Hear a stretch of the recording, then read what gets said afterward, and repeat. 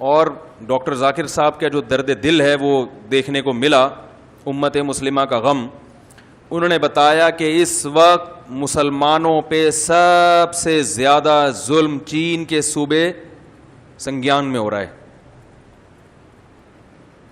اور اس جرم پر کوئی آواز اٹھانے کے لیے تیار نہیں.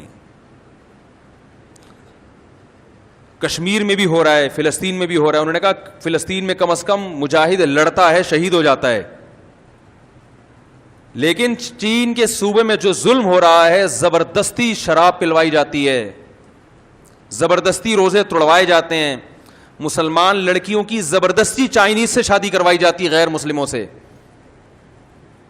جیلوں میں ڈالا جاتا ہے، بے انتہا ٹارچر کیا جاتا ہے ان کو، اور اس جرم پر کوئی آواز اٹھانے کے لیے تیار نہیں. انہوں نے کہا انتہائی افسوس کے ساتھ، انہوں نے کہا بہت جذباتی ہو گئے تھے جب یہ بات کہہ رہے تھے نا، تو انہوں نے کہا میں نے ایک مجمع میں یہ بات ذکر کی ہے، لاکھوں کے مجمع میں، اس کے نتیجے میں 20 ممالک نے چائنا کے خلاف احتجاج کیا، ریکارڈ کروایا احتجاج، لیکن انتہائی افسوس کہ وہ 20 کے 20 غیر مسلم ممالک تھے، ایک بھی مسلم ممالک اس میں شامل بولو بھائی نہیں.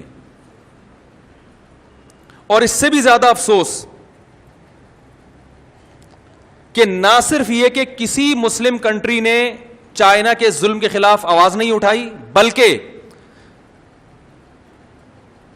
15 اسلامی ممالک ایسے ہیں جنہوں نے چائنا کے ظلم پہ اس کو اپریشیٹ کیا ہے کہ آپ بالکل ٹھیک کر رہے ہیں.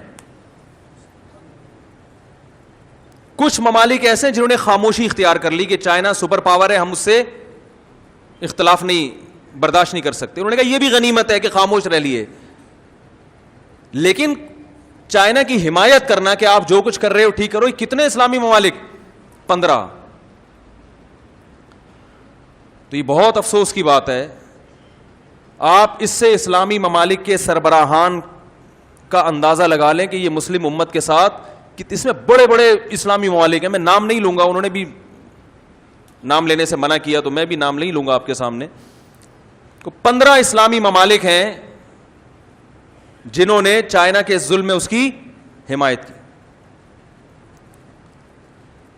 اس کے بعد کشمیر کا جہاں تک مسئلہ ہے، انہوں نے کہا کہ کشمیر کے معاملے میں بھی مسلم دنیا خاموش ہے،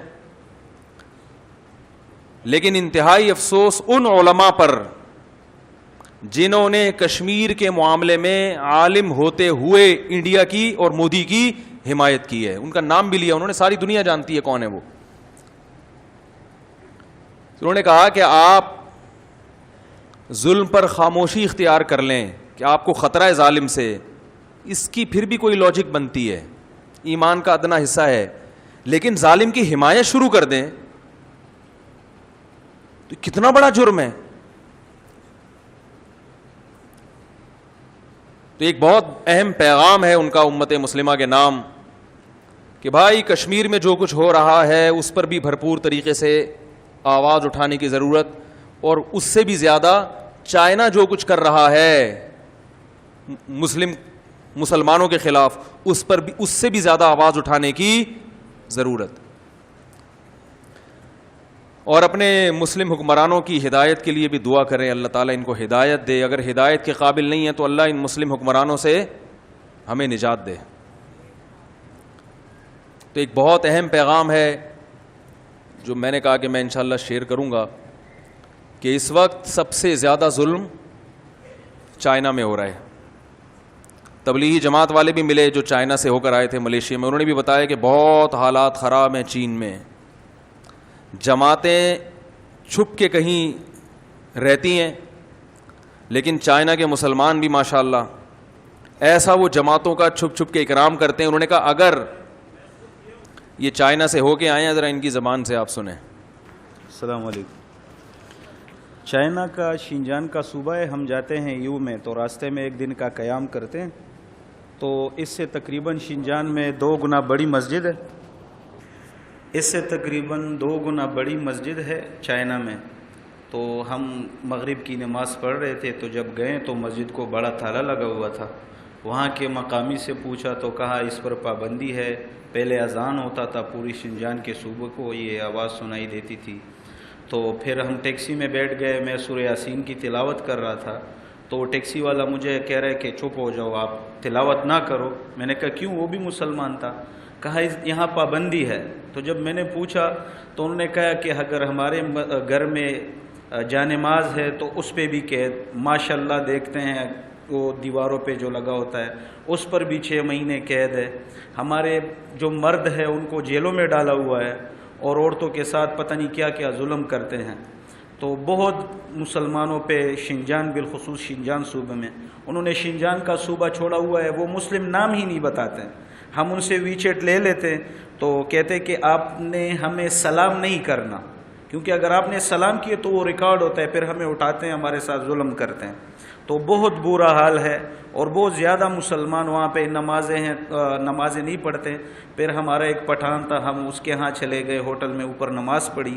جانماز ہم اس دکان میں بچھا رہے تھے تو انہوں نے کہا کہ یہاں سے اٹھاؤ, میں مسلمان نہیں ہوں.